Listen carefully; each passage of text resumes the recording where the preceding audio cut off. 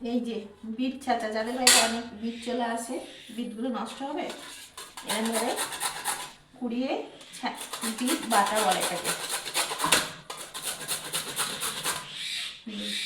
Bit যাদের অনেক কিনে নিয়ে চলে আসে বাড়িতে, নষ্ট হবে, প্রত্যেকদিন বিট ভাজা খেতে ভালো লাগে না, এরকম করে কুড়িয়ে বাটা করে নেবেন।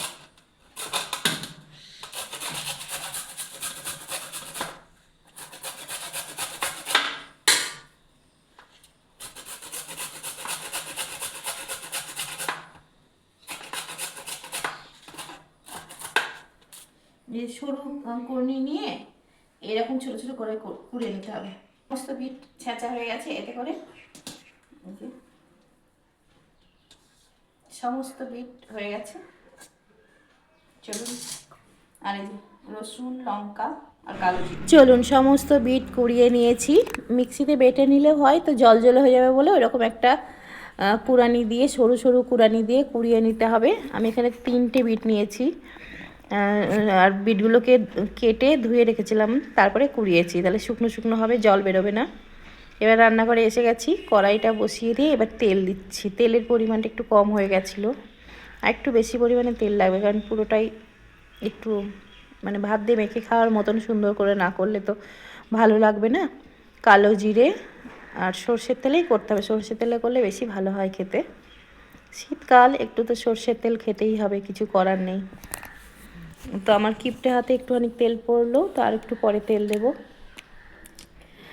কড়াইটা একটু ধুয়ে নিয়েছিলাম, আর খুন্তিটায় জল আছে বলে খুন্তিটা একটু মুছে নিলাম, কারণ জল ভিজে খুন্তিটা তেলের মধ্যে দিলেই চরবর চরবর করে ফুটবে, চোখ মুখের অবস্থা খারাপ করে দেবে।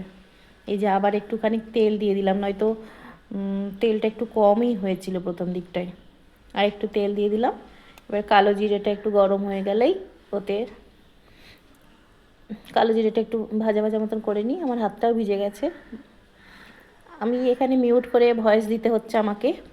এই যে রসুন আর লঙ্কা চেরা অবস্থায় দিয়ে দিলাম, এগুলো একটু ভাজা ভাজা হবে।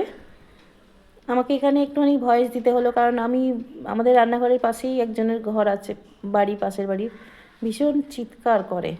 আমি ভয়েস ওভার না দিলে হয় না, যে ডাইরেক্ট পোস্ট করব, কিন্তু আমাকে এখানে ভয়েস দিতে হচ্ছে। মিউট করলাম, দিয়ে পরে ভয়েস দিচ্ছি। রান্না করতে করতে দিলে এখানে পিঙ্ক সল্ট অ্যাড হচ্ছে।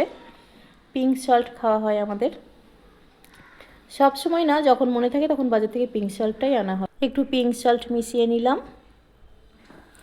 আর এই বিট বাটাতে, বাটাই বলছি আমি এটাকে, বিট ভাজাই বলা যায় এটাকে। তো এটাতে হলুদ টলুদ কিছু দিলেই রং আসবে না। বিটের যা কালার, মানে অরিজিনাল কালার, এত সুন্দর পার্পেল কালার, ওই জন্য এতে হলুদ টলুদ গেল না, শুধু নুনই দিলাম। চিনিও দেবো না, চিনিটা যেহেতু অত ভালো খাই না। লঙ্কা, রসুন, কালো জিরে দিয়ে সর্ষের তেলের মধ্যে, দেখুন তাও তেল পরে আমি কতটা দিলাম, তাও কতটা কম তেল। আমি একটু তেলটা কম দিয়েই রান্না করি। এই যে এবার বিট ছাঁচাগুলো দিয়ে দিলাম, ভাজা ভাজা হয়ে যাবে, একে একটু নাড়াচাড়া করে ঢেকে দেবো, কারণ নুন পড়ে গেছে তো এর জলেই বেরোবে। আমি সাইডে একটু গেলাম কেন, আমার হাঁচি এসে গেছিলো। আর রান্নাঘরের পেছনটা ব্যাকগ্রাউন্ড একটুখানি ইগনোর।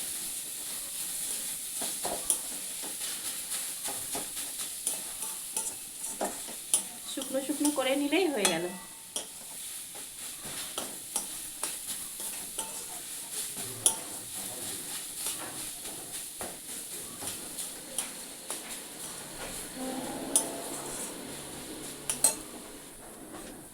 হয়ে গেছে।